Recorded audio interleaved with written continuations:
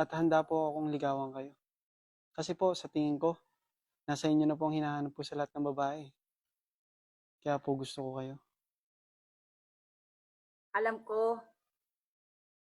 Kaya lang, hindi pumayag ang anak ko. Kasi, alam ko na huhututan mo lang ako ng pera.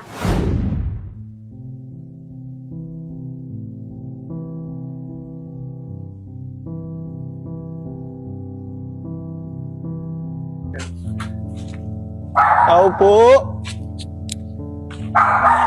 Tao po! Tao po! Tao po! Yung gate, may natawag. Sandali!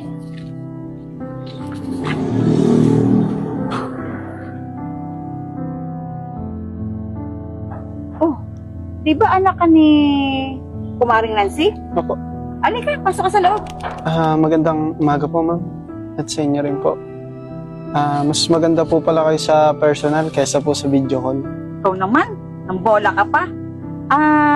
Si Kayla nga pala anak ko. Kayla si JM, ang bago nating hardinero. Hindi na kasi kaya ni Manong na maglinis mag-isa sa halamanan, kaya kumuha ako ng bago. Ganun ba? So, start ka na today. Paghahanda ka na lang namin ng merienda ng yaya namin. May iwan ko na call muna kayo dyan, ma. Naku, napagtarayan ka ng anak ko. Kaya mo't pagsasabihan ko, stress kasi lagi sa trabaho yun. Tsaka, naghiwalay sila ng boyfriend niya. Ma! Pumasok tayo dito sa loob. Baka mamaya kung ano pang masabi niyo dyan sa labas. Ang laki-laki ng mga muscles mo, no? Ma! Oo, pupunta na!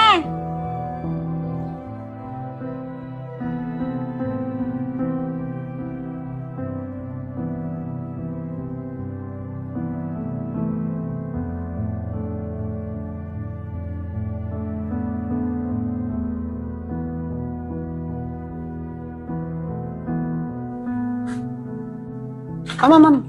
Good morning po. Oh, andyan ka pala. Good morning. Mukhang tapos na yung trabaho mo ah. Bakit nandito ka pa? Di ka ba nabigyan ng merienda ni Yaya? Teka, tatawagin ko lang yan. Ma'am, wag na po. Okay na po ako. Busog pa po ako. Namamahinga-mahinga lang po ako dito. Ganun ba? Sige, maiwan na kita dyan. Ma'am, wait lang po. May mga ilang katanungan lang po ako. Kasi po, nabanggit ko kay mama yung pangalan niya. Oh, do you want to talk to me now? Lakas ng loob mo, no?